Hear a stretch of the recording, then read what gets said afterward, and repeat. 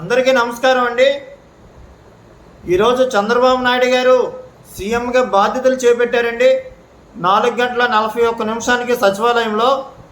అయితే చంద్రబాబు నాయుడు గారు ఎలక్షన్ ముందు మనందరికీ కొన్ని హామీలు అయితే ఇవ్వడం జరిగిందండి, ఆంధ్రప్రదేశ్ ప్రజలందరికీ. అందులో భాగంగానే కొన్ని ఫైల్స్పై అయితే ఈరోజు సంతకం అయితే చేయడం జరిగింది. అవేంటన్నది పూర్తిగా ఈ వీడియోలో చూద్దామండి. అయితే ముందుగా మన ఛానల్ ఎవరైనా సబ్స్క్రైబ్ చేయకపోతే సబ్స్క్రైబ్ చేసుకోండి. ఇక వీడియో వివరాల్లోకి వెళ్తే, మొదటగా చంద్రబాబు నాయుడు గారు ఎలక్షన్ ప్రచారంలో భాగంగానే హామీ ఇచ్చిన ప్రకారమే మెగా డిఎస్సి పైన సంతకం అయితే చేయడం జరిగిందండి.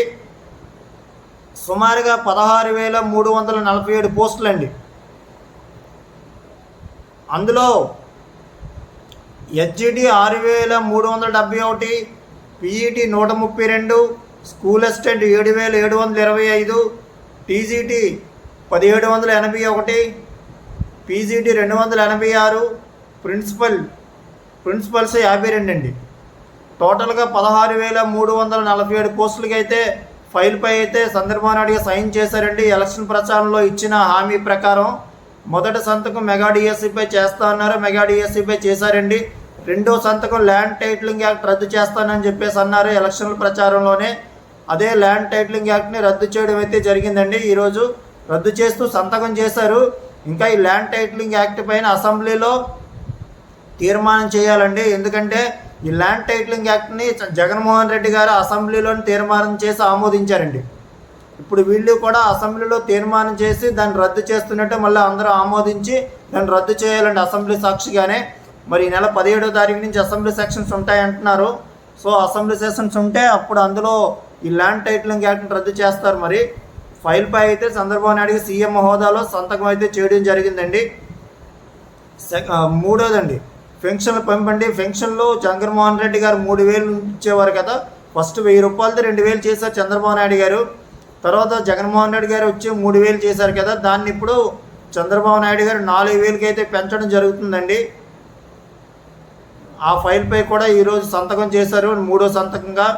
నాలుగో సంతకం ఏంటంటే, నాలుగో ఫైలు అన్నా క్యాంటీన్లు అండి.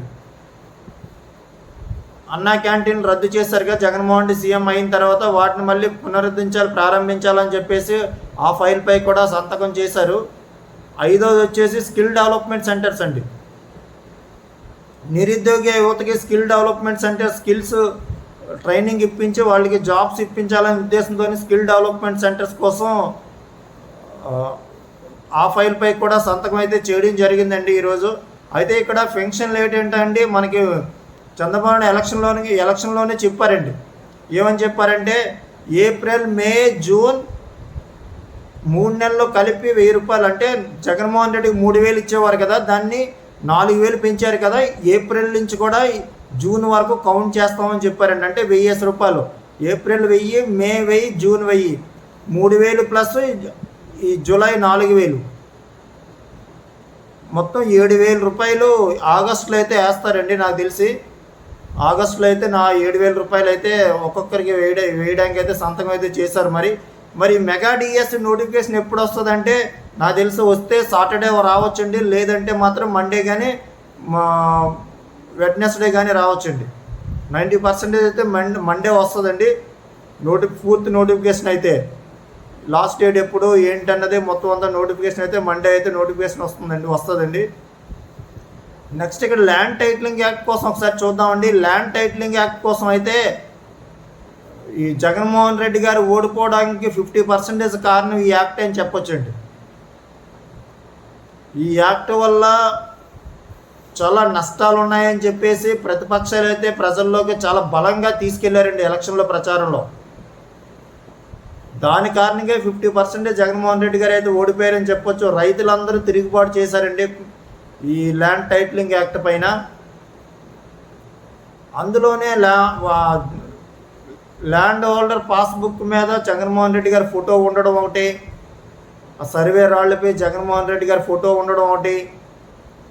ఇవన్నీ చూసి రైతులు కూడా చాలా ఇదయ్యారు. మా ల్యాండ్ ఎక్కడ పోద్దా భయపడ్డారండి. వాళ్ళు కూడా భయపడే పూర్తిగా తిరుగుబాటు చేసి వన్ సైడ్గా అయితే ఓట్లు వేశారని చెప్పొచ్చు రైతులు అయితే. నాకు తెలిసినంత వరకు కూటమి గవర్నమెంట్కి ఈ ల్యాండ్ టైటిలింగ్ యాక్ట్ వల్ల అయితే చాలా భయపడ్డారు. ప్రతిపక్షాలు బాగా దీన్ని క్యాచ్ చేసుకొని ప్రజల్లో తీసుకెళ్ళగలిగాయండి. అయితే మరి అప్పుడు చంద్రబాబు నాయుడు గారు, లోకేష్ గారు వీళ్ళందరూ అయితే పక్కా హామీ ఇవ్వడం జరిగింది. ల్యాండ్ టైటిలింగ్ యాక్ట్ రద్దు చేస్తాం వచ్చిన వెంటనే ఇమీడియట్లుగానే.